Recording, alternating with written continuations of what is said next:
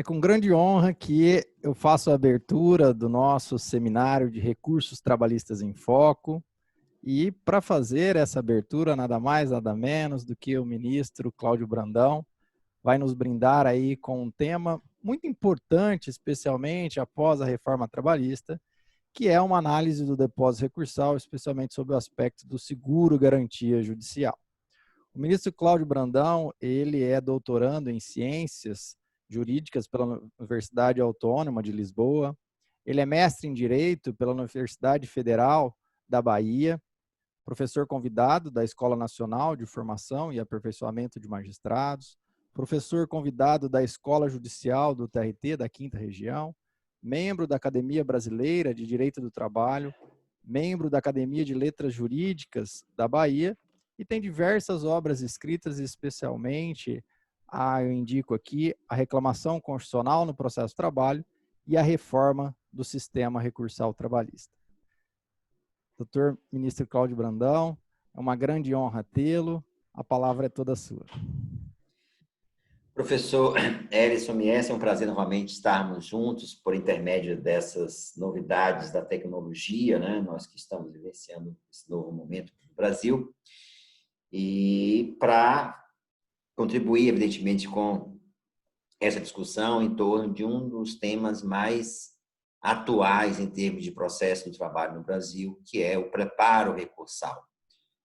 Nesse caso, efetivado por meio do chamado seguro garantia judicial. Nós temos enfrentado um debate muito grande nos tribunais, e especialmente no Tribunal Superior do Trabalho, em torno da possibilidade de substituição do depósito já efetuado por seguro garantia judicial. Então, a minha ideia é que, sem embargo de reconhecer a complexidade da questão e mais ainda respeitar opiniões em contrário, trazer a minha compreensão sobre o tema numa visão acadêmica e já também refletida em decisões que proferi no próprio tribunal em torno dos pedidos de substituição a que me referi. E não sem antes dizer que toda essa discussão, do ponto de vista normativo, como já dito pelo professor Helisson, ela nasceu conosco no processo do trabalho em novembro de 2017, com a entrada em vigor da chamada reforma trabalhista, a Lei 13.467, que promoveu mudanças substanciais, todos sabemos, no direito e no processo do trabalho. E uma das mudanças que se estabeleceu foi mediante a alteração do artigo 899 da CLT, nos seus parágrafos, que permitiu, e a expressão está dita pelo legislador, a substituição do depósito em dinheiro pelo seguro garantia judicial no momento da interposição do recurso. Eu vou voltar a isso mais adiante. Mas, portanto, em novembro de 2017. Mas há que se perguntar por que esse tema, qual o motivo pelo qual esse tema surgiu com tantas demandas ultimamente. Isso também tem data certa. Um artigo publicado no Jornal do Estado de São Paulo, um determinado advogado, já nos primeiros tempos da crise econômica provocada de forma muito cruel pela pandemia, veiculou uma informação de que 30 bilhões de reais estariam disponíveis para as empresas sacarem, digamos assim, terem acesso imediato por meio da utilização do seguro-garantia, porque isso representaria um montante de depósitos judiciais que estavam sob a tutela do Poder Judiciário Trabalhista. E essa reportagem provocou, evidentemente, uma corrida desde o primeiro grau até o TST, generalizada para saque dos depósitos mediante a conversão prévia em seguro-garantia judicial. Então, o que nós vamos verificar aqui, sob a minha compreensão, quais são os contornos normativos em torno exatamente dessa temática e quais são as questões jurídicas postas em torno desse tema. Mas, para tanto, eu preciso assentar algumas premissas que me parecem relevantes para estabelecer a minha compreensão sobre este tema. Em primeiro lugar, é a ideia de processo e do procedimento que nele está inserido. Quando nós falamos em processo, nós sempre temos a ideia de um conjunto organizado de atos que se inicia pela petição inicial e termina com o cumprimento integral da obrigação, quando isso é alcançado, evidentemente, mas de maneira concatenada e ordenada logicamente. A lógica do processo é uma sucessão de atos praticados ao longo do tempo, de maneira que o ato consequente pressupõe um antecedente que lhe dá suporte e gerará outros atos que dele decorrem. Mas a ordenação lógica é distribuída em fases procedimentais ou fases processuais, melhor dizendo, a gerarem essas fases processuais antecedentes lógicos. Tudo isso marcado por algo que é importantíssimo, que é a chamada preclusão, que é a impossibilidade de retorno do processo ao estágio anterior, seja porque o ato foi praticado, seja porque ocorreu o inexorável decurso do tempo, a marcha do tempo, que, como dizia Cazuza, não para, e o terceiro, por a parte haver optado por um caminho, dentre vários, que impedirá que ela, após ter optado por um caminho, uma sequência que o processo permitia, dentre várias, não possibilitará o retorno ao ato precedente. Vou exemplificar com este último caso. Até foi uma questão interessante, professor Edson, que surgiu uma vez no exame de ordem. E foi um fato real que eu vou lhe contar. Uma vez estava na sala de espera dos professores da sala da Faculdade de Direito da Bahia, quando entrou uma aluna, uma pessoa, enfim, desesperada, perguntando se ali havia um professor de processo do trabalho. Por acaso, eu estava sentado e ela não havia sido minha aluna. Eu estava na faculdade há poucos dias, enfim, início do ano, e ela veio me perguntar uma questão que havia sido numa prova prática da OAB. Que a questão seria mais ou menos a seguinte: numa audiência, quais eram as defesas possíveis, enfim, que a pessoa produzisse uma defesa. E havia uma questão que envolvia uma exceção de incompetência. E ela havia zerado a prova e não se conformava com aquela nota. Eu perguntei a ela o que ela havia feito de resposta. Ela me disse que havia feito a contestação e, na sequência, a exceção de incompetência. E ela ficou revoltada comigo, que disse que a prova estava corretamente corrigida. Porque jamais ela poderia contestar o mérito e depois opor a exceção de incompetência à razão do lugar.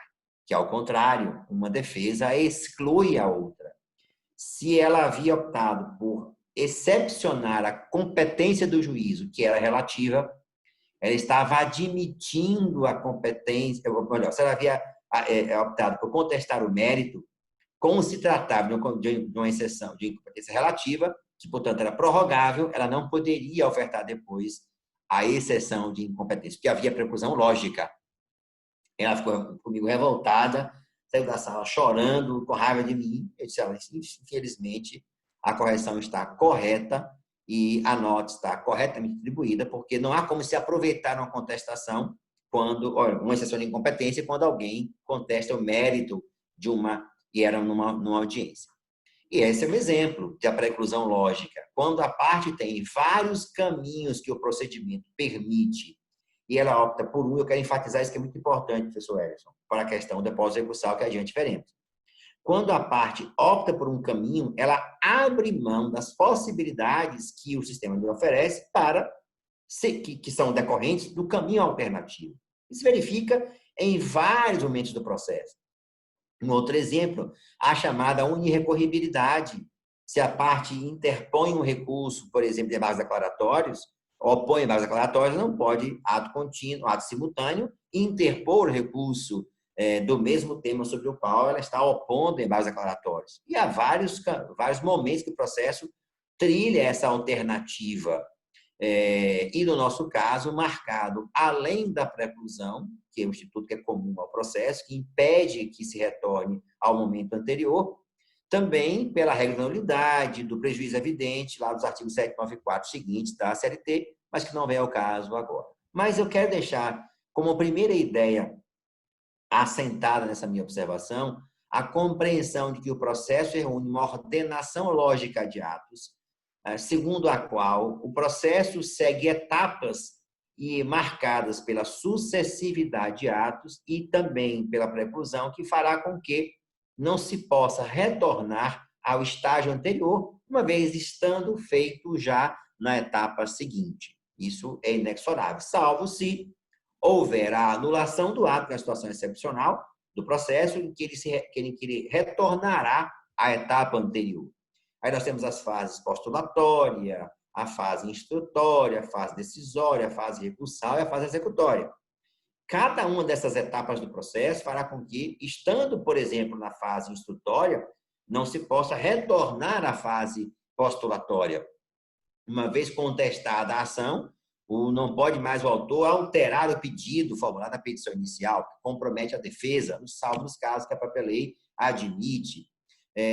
O fato superveniente é uma situação em que a própria lei admite a possibilidade de que venha ao processo um fato novo que não é aquele que motivou a postulação nem a defesa. Mas tudo isso são situações excepcionais, porque a lógica é sempre a ordenação de atos que impede que o processo retome a etapas anteriores. Um outro ponto também importante no contexto do tema sobre o qual nós estamos conversando, diz respeito à irretroatividade da lei processual, uma vez vigorando uma nova legislação a reger o processo como um todo. Isso foi um debate que aconteceu com muita intensidade, no nosso caso, na lei 13.015/2014, na esfera recursal, porque todos os debates sobre qual era a norma regente do recurso surgiram, vários debates, e se definiu na jurisprudência consagrada do Tribunal Superior do Trabalho e dos tribunais em geral, depois do CPC 2015, que a lei que rege o ato processual é aquela lei vigente ao tempo que o ato é praticado, prevalecendo, nesse particular, a chamada teoria do isolamento dos atos processuais. Ou seja, a lei processual não retroage no tempo, ela apanha o processo onde ele se encontra, no momento em que ele se encontra, na fase que ele se encontra, dispõe dali por diante. Não recupera atos do passado. Um exemplo desse aspecto foi a alteração ocorrida no recurso de revista pela 13.015/2014, que apanhou processos nas mais variadas fases procedimentais do recurso e se definiu, eu quero chamar a atenção para esse fato, que é muito importante, que a lei que rege o recurso é a lei vigente ao tempo em que a decisão é publicada. Ou seja, esta lei estabelece a segurança jurídica das partes recorrentes quanto aos requisitos e pressupostos processuais. Ou seja, é a data da decisão publicada que faz com que se fixe toda a normatização a ser aplicada no recurso a ser interposto, salvo o que respeita a procedimento recursal, que evidentemente é regido o procedimento. Ou seja, a sessão de julgamento do tribunal, a aceitação oral, o procedimento é regido pela lei vigente ao tempo que este ato vier a ser praticado. Mas um ponto importante nesse contexto se relaciona aos chamados pressupostos recursais. Estabelece uma cláusula de barreira a proteger os recorrentes. Imagine, por exemplo, o que pode acontecer com muita frequência, estar um prazo recursal em andamento e, no meio deste prazo, houver, como aconteceu agora, a elevação do depósito recursal. A parte começa com um prazo recursal de determinado valor, interpõe o recurso no último dia do prazo, quando já está em vigor um novo valor, e poder se questionar se esse novo valor alcança o recurso interposto. A resposta é negativa, porque ao tempo em que a decisão foi proferida, vigorava uma lei, e esta lei garantiu a parte, o que eu posso chamar de direito adquirido processual, isto é, estabeleceu-se para ela o direito a não sofrer uma mudança oriunda dessa alteração provocada pela elevação do valor do depósito recursal. Um outro exemplo seria a redução do prazo recursal. Vamos imaginar que tivesse havido uma normatização que reduzisse para determinado recurso o prazo, estando a parte já com o prazo em curso para interpor aquele recurso. Nenhum de nós duvidaria que essa redução não alcançaria a parte que, ao tempo em que a decisão foi publicada, vigorava uma lei que assegurava, por exemplo, o prazo de 15 dias. E esta lei não alcançou a redução de prazo para o recurso que ela poderia interpor no prazo que lhe era assegurado de maneira maior. Portanto, um elemento importante também, como segunda premissa a ser observada, diz respeito ao isolamento dos atos processuais, uma teoria a orientar o direito que a pessoa tem, todos nós temos, de não sofrer alteração diante de uma lei processual que pretenda retroceder no tempo. Ela alcança o processo do estado em que se encontra. E é importante ressaltar esse aspecto. Em matéria recursal, a lei que rege o recurso é a lei vigente ao tempo que a decisão recorrida é publicada. Tivemos esse debate mais intensamente surgido quando do advento do CPC em 2015, pela quantidade de alterações, apesar da sua vacância de 1 ano, que promoveu esse plano normativo do processo brasileiro, no processo civil, no processo do trabalho, no processo eleitoral, nos quais ele se aplica, administrativo, enfim, todos os campos do processo brasileiro. E não houve nenhuma dúvida em se assegurar de que maneira a regência aconteceria. E, novamente, o CNJ, inclusive, novamente se estabeleceu esse marco temporal específico para a vigência, protegendo os atos até então praticados. E até isso motivou uma consulta da OAB ao CNJ para se referir e fixar a data em que entraria em vigor o CPC, e o CPC, respondendo à consulta da OAB, fixou a data, 17 de março de 2015, 2016, para 18 de março de 2016, que seria o dia seguinte à publicação da lei, para a vigência do CPC de 2016, de 2015, melhor dizendo, para retirar qualquer espécie de dúvida quanto a esse aspecto. Portanto, o CNJ afirmou exatamente essa proteção dos atos processuais praticados, inclusive, é interessante ressaltar esse aspecto, na vacância do CPC de 2015, ao tempo que vigia ainda o CPC de 73. E o TST, na mesma linha, com duas normativas, 39 e 40, fixou exatamente o mesmo entendimento.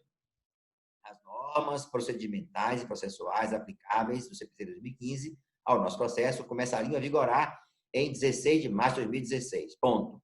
Mas houve, inclusive, uma alteração da INPRAN 40, que foi exatamente pela súmula 285, que foi cancelada, como ela acabava com a admissibilidade por extensão do recurso de revista, se estabeleceu como uma vacácio natural para a proteção dos atos até então praticados, que vigoraria em abril de 2016. Portanto, um mês depois da norma geral estabelecida para o CPC de 2015, por conta exatamente de estarem os processos, os recursos em andamento, e para estabelecer uma nova forma de admissibilidade recursal que atingiria diretamente o recurso de revista para proteger, dando assim um prazo para que as partes e os tribunais se adaptassem à nova realidade, com uma regra que me pareceu muito salutar, de garantir a adaptação à nova realidade.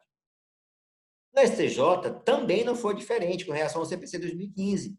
Ou seja, todos os tribunais, então, que compõem a cúpula do nosso sistema judiciário brasileiro, definiram a mesma data. Ou seja, protegeram os atos processuais praticados até então, sob a vigência da lei processual anterior, e estabelecendo de forma inexorável a conclusão de que não poderia haver revogação da norma para atingir, para o bem ou para o mal, digamos assim, ampliando ou restringindo direitos já consagrados na norma anterior.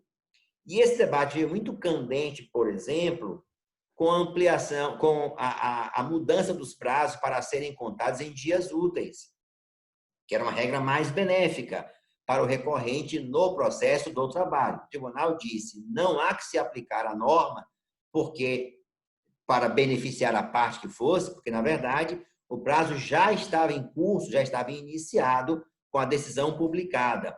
E não se poderia, nesse caso, promover uma alteração, ainda que para beneficiar a parte recorrente, porque o que regia o recurso, inclusive quanto ao prazo contado em dias úteis, era a norma vigente ao tempo que a decisão foi publicada. Então, da mesma forma que estabeleceu que não poderia haver prejuízo para a parte, com, por exemplo, como na situação que mencionei, de elevação do prazo do depósito recursal, também não poderia se dela decorrer, não poderia retirar-se dela benefícios com a contagem no prazo em dias úteis, porque o tribunal fixou a mesma tese para os dois casos. Ou seja, a lei que rege o recurso é a lei vigente ao tempo em que a decisão publicada a decisão é publicada. Okay. Então, primeira conclusão aqui nós nos referimos, a compreensão de processo como atos ordenados da petição inicial até o final, a preclusão a fulminar a possibilidade de que o processo retorne à etapa anterior, o segundo bloco de conclusões relacionado à vigência da norma processual, a sua irretroatividade e a impossibilidade de que o processo, que a norma possa reger atos do passado, e mais ainda a conclusão segundo a qual a lei que rege o recurso é a lei vigente ao tempo que a decisão é publicada. E surge, então, a terceira compreensão do tema, a terceira premissa para compreender o tema, que é a noção de preparo recursal. Nós sabemos que no processo do trabalho, o preparo recursal tem uma característica que é muito própria, que é a antecipação da garantia futura da execução. E nada se assemelha, por exemplo, à taxa judiciária, a aporte de remessa, como é muito comum no processo civil. E ele é composto duplamente, pelo depósito em si recursal e pelo pagamento da taxa aqui representada pelo recolhimento das custas fixadas na decisão recorrida. Então, o preparo recursal e a doutrina particular uníssono nesse aspecto, claro no sentido de que o depósito recursal tem essa natureza híbrida de permitir a garantia futura da execução, então, se antecipa a garantia futura da execução, e uma vez não realizado o preparo recursal, a consequência é uma só, que é a deserção do recurso. Portanto, entre nós, a deserção é caracterizada não apenas quando o depósito não é realizado, mas também quando as custas não são pagas. Abro aqui um parêntese para mencionar o artigo 17 do CPC, daquilo que permitiu que a parte pudesse sanar vício formal do depósito realizado e das custas pagas. E o tribunal estabeleceu uma jurisprudência no sentido de que atos defeituosos são corrigíveis, atos inexistentes não permitem correção. Ou seja, em outras palavras, no que se refere ao depósito recursal e às custas. Realizado o depósito e tendo havido um equívoco na elaboração da guia, o relator deve conceder prazo para que a parte possa sanar as irregularidades. Por sua vez, não realizado o recolhimento no prazo, não pode a parte ter esse prazo concedido. O tribunal entendeu aplicável, no particular, o parágrafo 2º do artigo 1007 do CPC, e afastou, por sua vez, o parágrafo 4º do mesmo artigo, que permite que seja o ato sanado mediante o recolhimento em dobro. Eu fiquei vencido nessa tese, eu achava que a norma em si poderia ser aplicada, os 2 parágrafos, mas não vem ao caso agora, o tribunal decidiu, jurisprudência sedimentada, cabe-nos apenas seguir essa orientação. Bom, mas veja, não há nenhuma dúvida, por sua vez, quanto à consequência resultante do não recolhimento do depósito, que é a deserção do recurso respectivo, do recurso de revista e do recurso ordinário no particular, e também do agravo de instrumento naqueles casos em que a própria lei autoriza. Isso não viola, e o tribunal tem também assento jurisprudencial nesse sentido, não viola a garantia do devido processo legal e menos ainda do acesso à justiça, porque ele está condicionado, esse acesso à justiça está condicionado à observância das normas legais relativas à recorribilidade e aos pressupostos recursais aplicáveis ao recurso que se pretende interpor. E quanto a isso, não há nenhuma dúvida. A quarta conclusão, a quarta premissa para o nosso raciocínio diz respeito à equivalência jurídica entre seguro-garantia e depósito recursal. Não há nenhuma dúvida nesse aspecto. As duas formas de garantia na nossa compreensão particular são equivalentes. A lei, quando o CPC previu antes, e a CLT o fez, no artigo 899, parágrafo 10, a equivalência entre o depósito recursal e o seguro-garantia, não há nenhuma dúvida que eles estão equiparados no mesmo plano de igualdade jurídica. E aí, professor Edson, eu me refiro, citando uma decisão muito interessante do STJ, e eu vou mencionar até porque os nossos assistentes possam depois ler a decisão, vale a pena ser lida, é o recurso especial número 1691748. 1691748, depois, por favor, passe para os nossos assistentes, do ministro Ricardo Vilas Boas Cueva, terceira turma, julgado em novembro de 2017. Essa decisão, ela promove uma análise bem interessante das duas formas de garantia da execução, claro, e, inclusive, é analisada essa compreensão sobre a ótica da visão econômica do direito, que eles são equivalentes, é a forma menos gravosa da execução para o devedor, que proporciona que ele mantenha o capital de giro a seu com disponibilidade, é uma forma alternativa de garantia, tudo isso é analisado pelo ministro Cueva de maneira bem interessante nessa decisão. Mas um ponto importante também é que nessa decisão ele não diz que essa equivalência jurídica, que é plenamente admitida, não esteja sujeita a um crivo do julgador. É importante ressaltar esse aspecto. Veja, a premissa principal da decisão é o reconhecimento da equivalência jurídica entre seguro garantia judicial e depósito em dinheiro na execução. Mas diz que, ainda que sejam equivalentes, o juiz pode, eventualmente, afastar essa forma de garantia alternativa quando, por exemplo, houver insuficiência, defeito formal ou o que ele chama de inidoneidade da salvaguarda oferecida. Portanto, o juiz não está afastado do seu dever de verificar elementos formais e materiais do seguro garantia judicial como forma alternativa de garantia para a execução. Bom, e aí chegamos, então, à nossa... Estabelecidas as premissas, o que fez o Tribunal Superior do Trabalho, vigente a norma, editou, e aí o ministro corregedor Lélio Mendes Corrêa, na ocasião, o ato conjunto 1 de 2019, que estabeleceu os requisitos formais que deveriam ser observados pelo juiz na aferição da idoneidade desta garantia ofertada pelo seguro garantia judicial.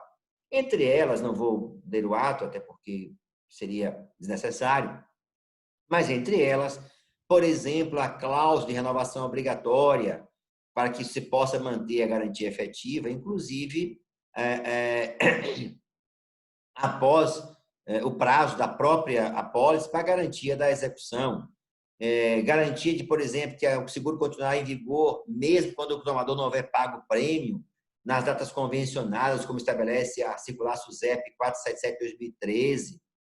Cláusula que preveja que a rescisão contratual por ato do tomador do segurado somente poderá ocorrer mediante a entrega seguradora de documentos que comprovem a quitação da dívida, claro que representada pela garantia, pelo objeto garantido ou seguro ou que substituiu por outro seguro.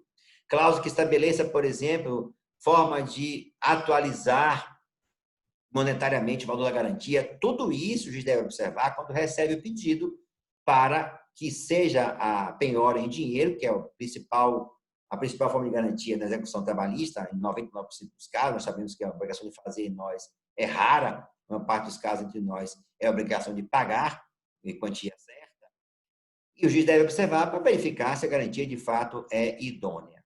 E esta norma, o provimento 01/2019, gerou uma consulta, um debate no Conselho Nacional de Justiça, no CNJ, e ocorreu por meio do PCA número 9.820, 09/2019-2000000, julgado em março de 2020, e exatamente essa decisão modificou substancialmente a realidade até então estabelecida e aí veio a avalanche de pedidos.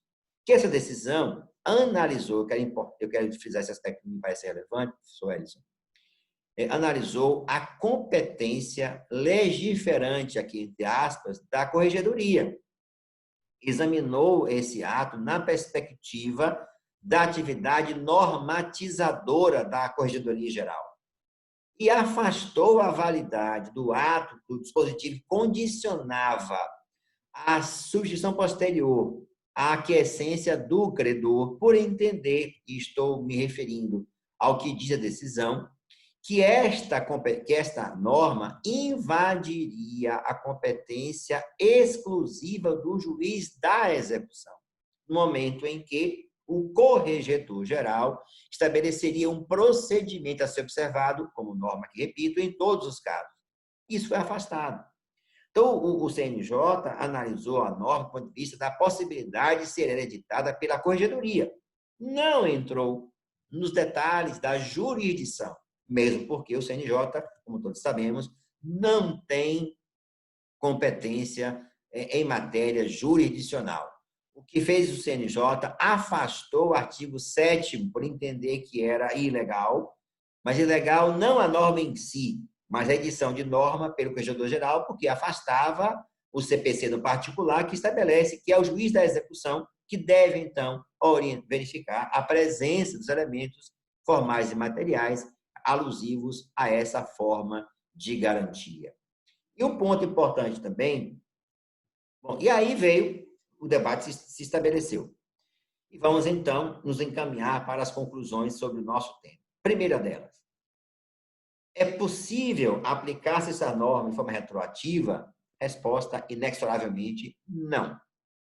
Ou seja, os recursos interpostos em data anterior à vigência da Lei 13.467, portanto, antes de 11 de novembro de 2017, não podem ter qualquer possibilidade de atendimento ao pedido de substituição de uma garantia pela outra, porque a lei não retroage. Toda aquela minha construção, aqui me referi no início da nossa conversa, sobre irretroatividade da norma processual, foi para estabelecer essa premissa inafastável. Os recursos interpostos em data anterior à vigência da Lei 13.467 não são, por esta norma, alcançados e, por conseguinte, neles não há nenhuma possibilidade de garantia alternativa. Por quê? Porque ao tempo em que publicada a decisão, não vigia esta norma. Eu fiz questão de ressaltar que a irretroatividade da norma processual, ela se aplica para um lado e para o outro, seja quando ela restringe direitos, seja quando ela amplia direitos. Então, o suposto direito do devedor, do reclamado, nesta forma alternativa de garantia, desculpa aqui pela água, não existia ao tempo em que a decisão recorrida foi publicada e, por conseguinte, essa conclusão me parece inafastável, independentemente de qualquer fundamento relacionado, por exemplo, à Covid-19. A Covid-19, que tem sido um argumento também utilizado para motivar esses pedidos, não pode fazer com que o processo seja despido das garantias asseguradas às partes. E quando eu falo às partes, me refiro a autor e réu de maneira absolutamente clara nesse aspecto. Bom, e aí vemos, chegando a discussões que dizem respeito à compreensão da norma. Veja, eu até me referi anteriormente ao parágrafo 10, ao parágrafo 11 do artigo 199. Se nós formos verificar esse dispositivo, do que ele trata? Ele trata nos 10 primeiros parágrafos do preparo recursal. Ele trata no caput das razões recursais, a forma como se interpõe recurso de revista, petição simplificada, etc.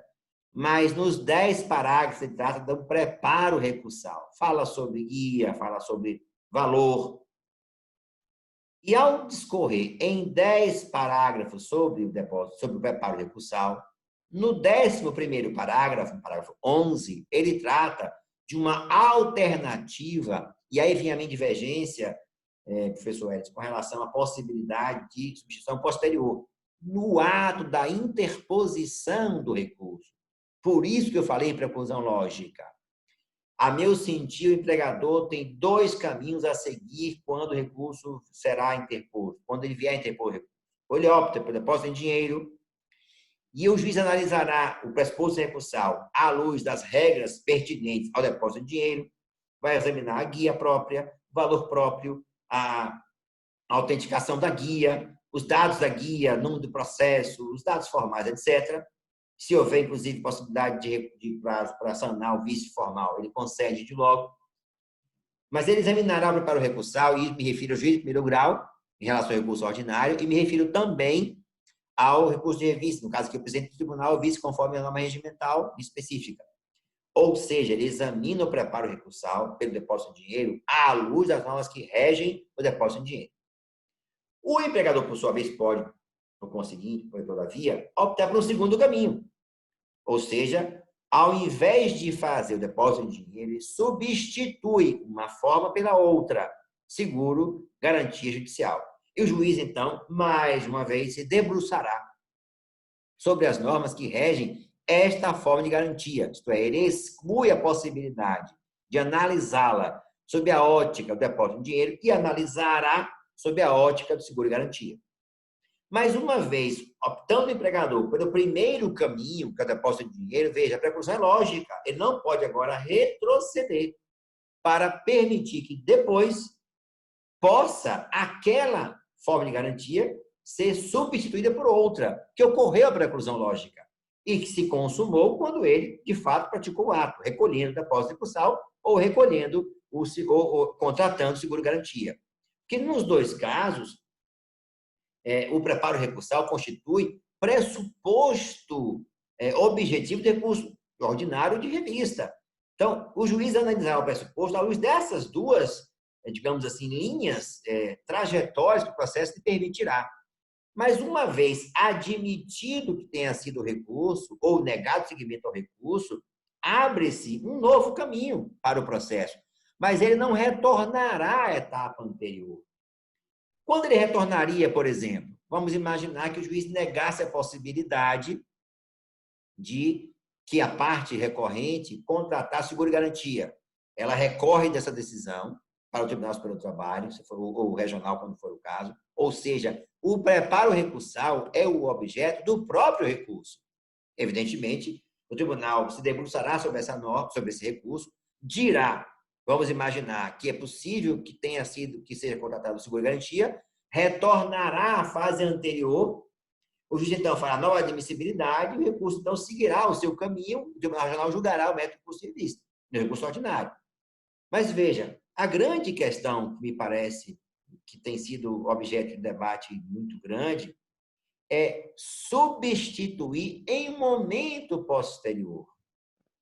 E tem sido muito utilizada, e veja, nós sabemos que sempre a interpretação gramatical é a mais pobre de todas, mas neste caso tem sido marcante a interpretação gramatical, com a palavra substituição. E substituir significa nada mais nada menos que colocar em lugar de. Trocar, isto é, colocar uma coisa em lugar de outra. O que eu sustento? Em nenhum momento, na alteração que a lei promoveu, é dito o empregador poderá, a qualquer tempo, substituir uma forma de garantia pela outra. E o STJ não diz também isso. Tem sido muito invocada a decisão do ministro Coelho para dizer da equivalência jurídica. Eu não discuto a equivalência jurídica. O que eu discuto é a cronologia processual dos atos processuais e a preclusão lógica que se impõe ao empregador quando ele optou por realizar a garantia por meio do depósito em dinheiro. E veja que coisa interessante, professor Edson. O juiz de primeiro grau admitiu o preparo recursal. Analisou o preparo recursal à luz do depósito em dinheiro. O recurso foi interposto. A parte contrária contrarrazou o recurso e analisou o preparo recursal na ótica do depósito em dinheiro. O recurso se materializou, se concretizou ali, nas contrarrazões, o contraditório. Veja que coisa curiosa. Irá ser aberta uma nova etapa para o recursal, de um recurso já interposto? A meu sentir, com todas as vênias, cria um paradoxo inexplicável e injustificável, porque o processo não retorna mais no tempo. E veja, vai estabelecer, então, uma nova etapa procedimental do preparo recursal? Vamos admitir que sim, eu diria, retornaria para o primeiro grau para o juiz apreciar o preparo recursal, no recurso ordinário, ou no TST, retornaria para o presidente do TRT analisar o preparo recursal? Disse-á que não, que já estando o processo na fase própria, não retornaria. Mas veja, a admissibilidade seria feita como se ele foi examinado à luz de uma forma específica de preparo recursal. E vamos admitir que algo interessante, o preparo recursal em dinheiro foi apto. Vamos imaginar que a garantia por seguro esteja inapta. O recurso conhecido na sua origem, admitido na sua origem, já conhecido, portanto, rígido, agora não estaria mais rígido. Eu sei que o relator pode, o juiz dele é soberano do recurso, mas o processo se materializou no tempo. E aí poderia, então, o reclamado optar por substituir a substituição, ou seja, ao invés de depósito de seguro garantia, ele pedir novamente o depósito de dinheiro que ele fez na época, ou ele poderia fazer o contrário, deixar o depósito em dinheiro materializado, enquanto o juiz analisaria a garantia alternativa. Veja, isso para mim é um paradoxo e o processo não justifica. Então, por estas razões, é que eu tenho sustentado que, uma vez que essa possibilidade existe, mas ela se concretiza e se materializa no momento que a parte interpõe o recurso. Optou por um caminho, esqueça a possibilidade de, ainda que seja em momento de crise econômica, justificaria até a dispensa, a substituição, a liberação do dinheiro, porque que a empresa pudesse contar com esse capital de giro melhor. Mas, enfim, o tempo é inexorável para um lado e para o outro. Porque, por exemplo, o reclamante pode pedir a liberação da quantia controversa. Depósito em dinheiro pode o juiz liberar. O recurso pode não versar sobre todos os temas e a parte requerer que aquela garantia seja liberada em função dos temas que já estão objeto de execução definitiva. Por que não? Então, veja, tudo isso para mostrar que essa possibilidade que algumas pessoas admitem que seja feita a qualquer tempo, a meu sentir, não é contemplada pela legislação.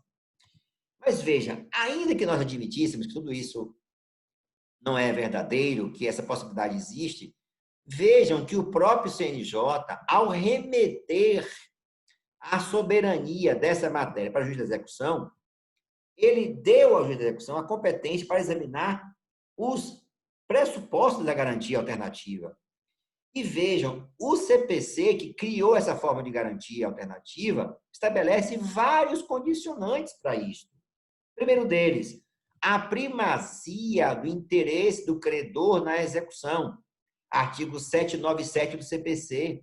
Ou seja, o executado não tem um direito absoluto na execução. Ao contrário, o interesse maior é do credor da execução, da obrigação. Por quê? Já tem a decisão transitada em julgado. A execução é fundamentalmente um processo de força coativo, em que se vale o Estado juiz para fazer com que a parte cumpra compulsoriamente a obrigação que se recusou a fazê-lo voluntariamente.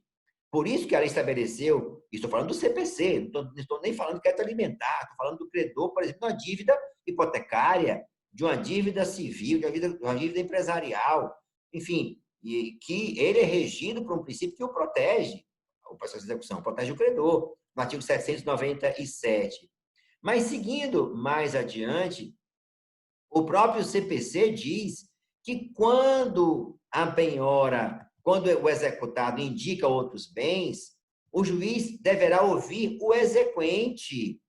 E este exequente terá a possibilidade de impugnação. Por quê? Porque o executado poderá indicar bens, e estou bem referindo ao artigo 829 do CPC, do parágrafo 2º, que diz que recairá a penhora sobre os bens que o exequente indica, podendo o executado, claro, indicar outros, mas diz lá, desde que ele demonstre que a execução será menos gravosa, é certo, mas não trará prejuízos ao exequente. É outra condicionante que o CPC estabeleceu para demonstrar que são elementos materiais que só o juiz da execução terá essa possibilidade de examinar.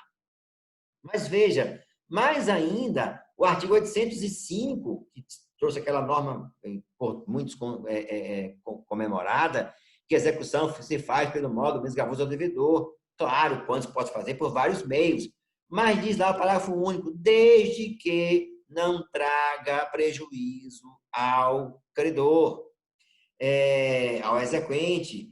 No artigo 847, quando trata da substituição do bem penhorado, vamos imaginar claramente do seguro da penhora em dinheiro por seguro garantia. A hipótese é típica do artigo 847, poderá, em alguns casos, haver a substituição de um bem por outro. Mas no artigo 847 é dito lá, desde que comprove que a execução será menos onerosa e não trará prejuízos ao exequente. O legislador do processo civil foi enfático em vários momentos do processo para dizer que a menor onerosidade, como princípio regente da execução, não é absoluta, ela é condicionada a não promover prejuízos ao exequente. Por quê? Porque já disse, a execução se faz em atenção ao credor da obrigação, porque ele é protegido por uma decisão transitada em julgado. E, repito mais uma vez, a execução fundamentalmente é um ato de força. O Estado juiz se vale de meios coativos para obrigar a parte a cumprir a obrigação. Aqui não o fez de modo voluntário. Vamos sair do universo, por exemplo, da obrigação de pagar, vamos citar o exemplo da obrigação civil, de busca e apreensão de pessoa. Ninguém vai duvidar que são atos coativos em que o Estado se vale para fazer com que a obrigação seja cumprida. A obrigação de prestação alimentícia, processo de prestação alimentícia de um filho, de uma pessoa, de um casal, enfim, em que o juiz promove meios coativos para garantir o alimento dessa pessoa, mediante concessão de salário, em alguns casos, inclusive. Então, tudo isso vai demonstrar que o credor, o executado aqui, o recorrente, não tem, quando a empresa não tem essa obrigação incondicionada e ilimitada no tempo de, a qualquer momento, pretender que substitua uma forma de garantia pela outra. Mas veja, mais ainda porque estaria submetido ao contraditório. Ninguém vai dizer aqui que uma simples petição garantiria ao executado, ao reclamado, o direito para ter essa forma alternativa de garantia.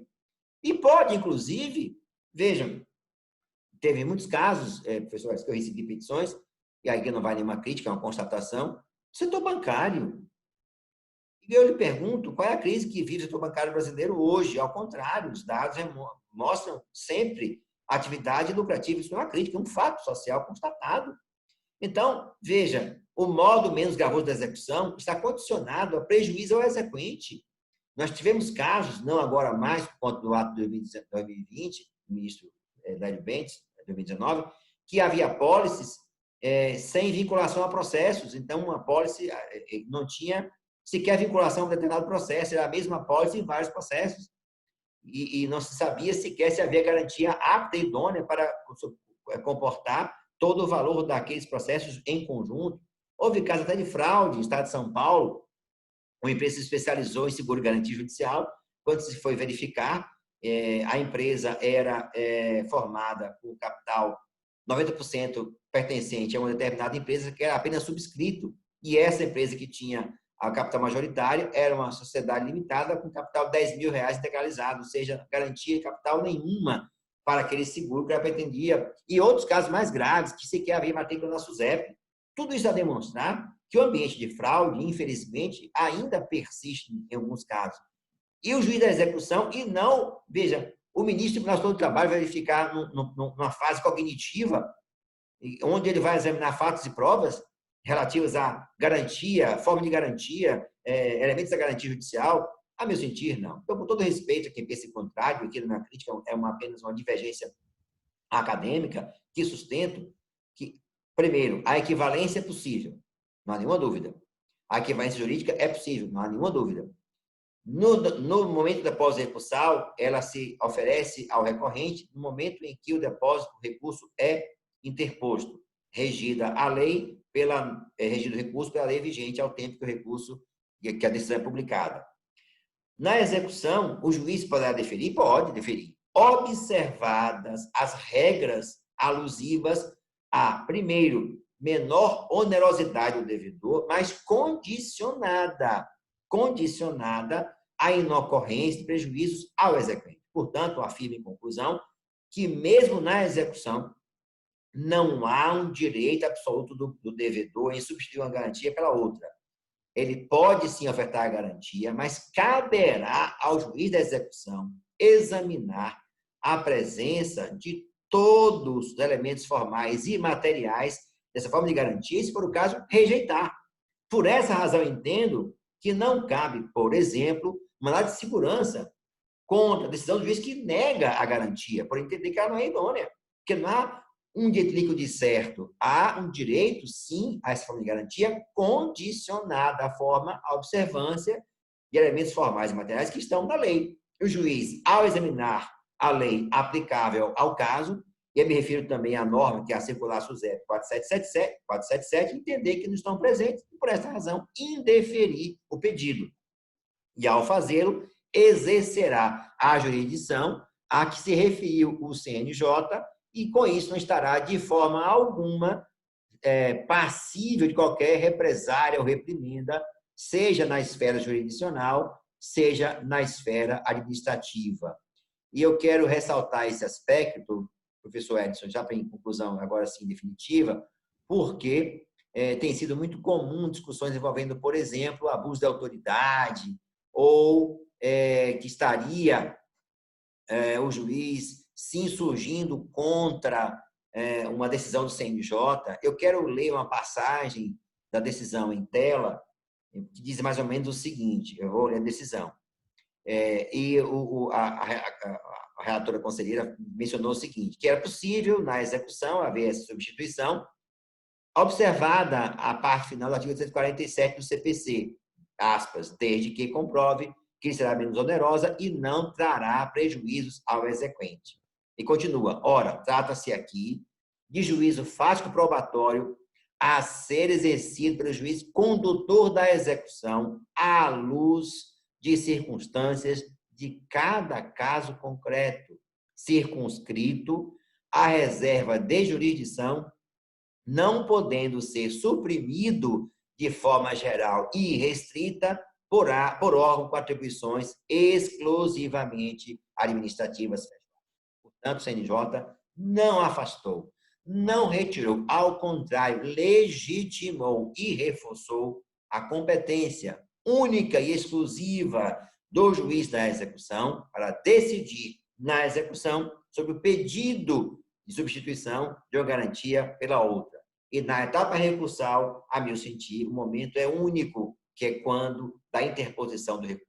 Ultrapassada essa etapa, a meu sentir, não mais é possível retornar-se à etapa precedente, sob pena de se comprometer toda a segurança determinada pelas normas procedimentais que procuram assegurar paridade de armas, tratamento igualitário, contraditório entre as partes asseguradas e, sobretudo, segurança jurídica, que a meu sentir é claramente comprometida quando se pretende fazer com que se retorne à etapa precedente. São essas, pois, as minhas conclusões, professor Edson, é um prazer estarmos juntos mais uma vez. Espero ter contribuído para um debate com um tema que é um tema candente do momento. Claro, depois ele tenderá a se esvair no tempo, porque os recursos novos, as partes poderão, sem dúvida, interpor os recursos já com base nessa forma de garantia, mas ressaltando que, uma vez optando por um caminho, esse caminho não poderá ser revisto depois. Salvo se, claro, for matéria recursal, o recurso for provido para que seja reconhecida a possibilidade dessa forma de garantia. E na execução, o juiz tem a competência exclusiva de decidir, observando não apenas as regras, mas também os princípios que regem a execução, entre os quais, com predominância e com preponderância, o princípio da primazia do credor na execução. Um grande abraço a todos que nos assistiram, que nos assistem. Foi um prazer estar colaborando nesse novo tema para debate entre nós. Um grande abraço, professor Edson.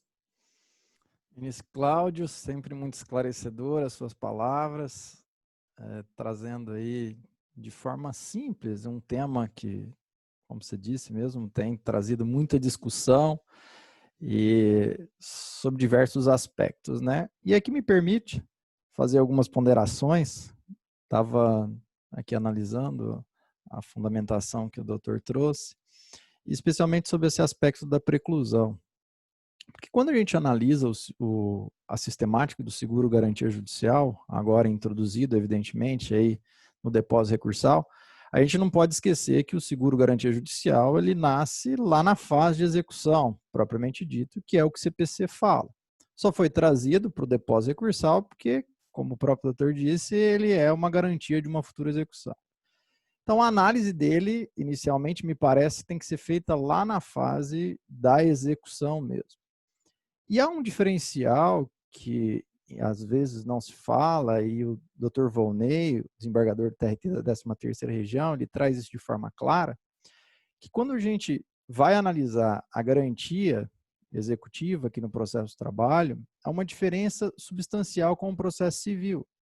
Porque no processo civil você tem um momento voluntário de pagamento e depois você já tem a constrição do bem e aí você permite que o executado faça a substituição do bem por uma garantia judicial.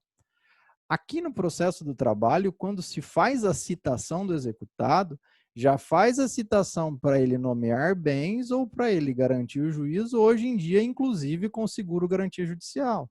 Então, você faz a citação para ele já fazer a indicação do seguro garantia judicial.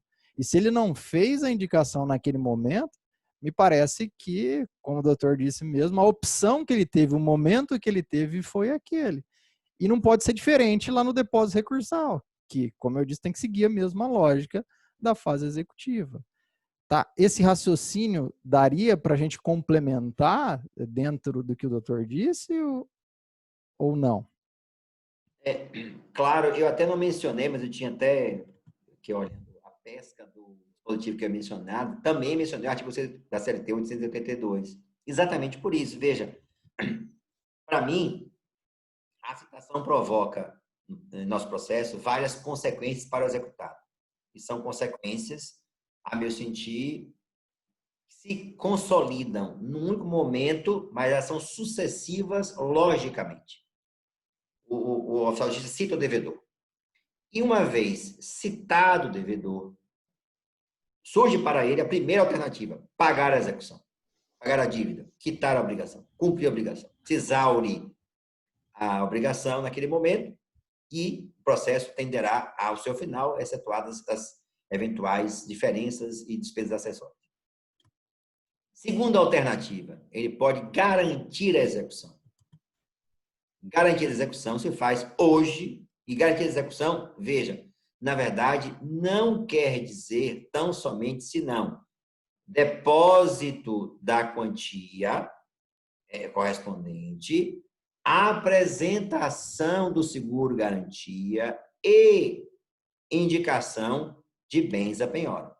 No momento em que ele já oferece a garantia em dinheiro, voltamos à preclusão lógica. Ele abre mão, em primeiro lugar, de oferecer a garantia por outro meio que seria o seguro respectivo e também da indicação de bens a penhora. Nestas duas últimas alternativas, o juiz, ao receber a indicação de bens, a garantia indicados pelo devedor, evidentemente, vai consultar o exequente, que poderá impugnar a indicação, observando, por exemplo, que não obedece à redação legal, que há garantias que sejam mais adequadas àquela que ele está optando. E aí nós voltamos à equivalência de princípios, que não me parece estar presente nesse particular, que seria a menor onerosidade e a equivalência do credor afastar este àquele princípio anterior. E aí eu me refiro, e faço isso sempre que falo esse tema, eu menciono esse aspecto, essa passagem, professor Edson, ao então procurador, desembargador do TRT da Bahia, já falecido, professor Luiz de Pinho Pedreira da Silva, meu orientador do mestrado, Pinho Pedreira, ele sempre disse que o antigo artigo 620 do CPC, que era o artigo que garantia que a execução se processava pelo meio menos gravoso ao devedor, era uma norma que tinha que ser relativizada. Sempre disse isso. Sustentou que ela não assegurava um privilégio absoluto do devedor. Tinha que estar condicionada ao privilégio que se atribui ao credor na execução.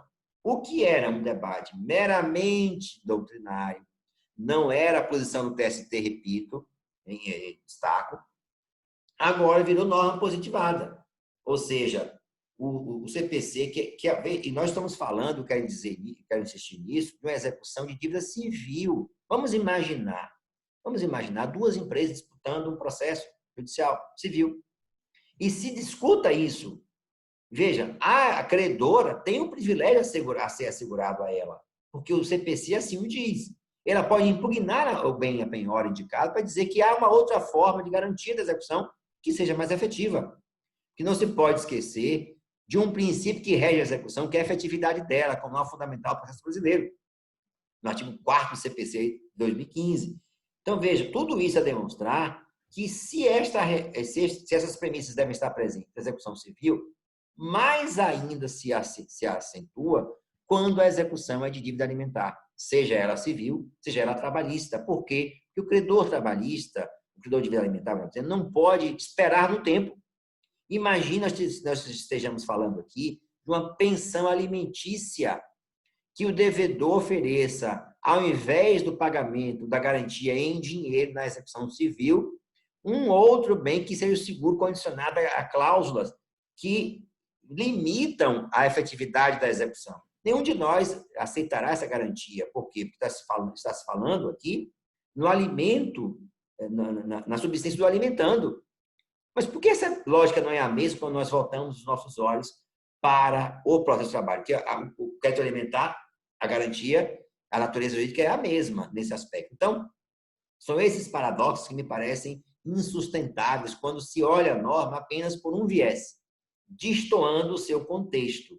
Norma não é texto, norma é fundamentalmente comando que se extrai em um contexto. E o contexto aqui é de efetividade da execução. Por isso que a minha compreensão é absolutamente refratar essa possibilidade de um direito incondicionado do devedor a qualquer tempo, mesmo na execução, de substituir uma garantia pela outra.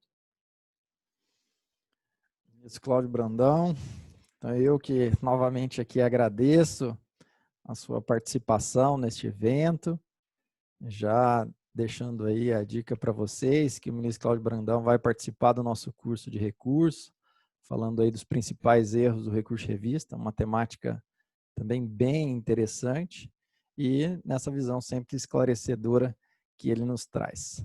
Deixo aí a palavra para suas considerações finais, fique à vontade e muito obrigado por ter novamente aceitado o meu convite. Professor Edson, foi um prazer estarmos juntos mais uma vez, cumprimento pelo trabalho, pela essa tarefa que se propõe de discutir o conhecimento, divulgar o conhecimento, para os seus seguidores, para os seus alunos. Foi um prazer estarmos juntos e sempre que quiser e precisar, estarei disposto a colaborar nessa tarefa de divulgar o conhecimento. Eu acho que o conhecimento só é bom quando se pode torná-lo público. O conhecimento para nós não serve para nada. Um grande abraço para todos que nos assistem. Foi um prazer estarmos juntos novamente. Obrigado, boa noite e fique com as próximas palestras.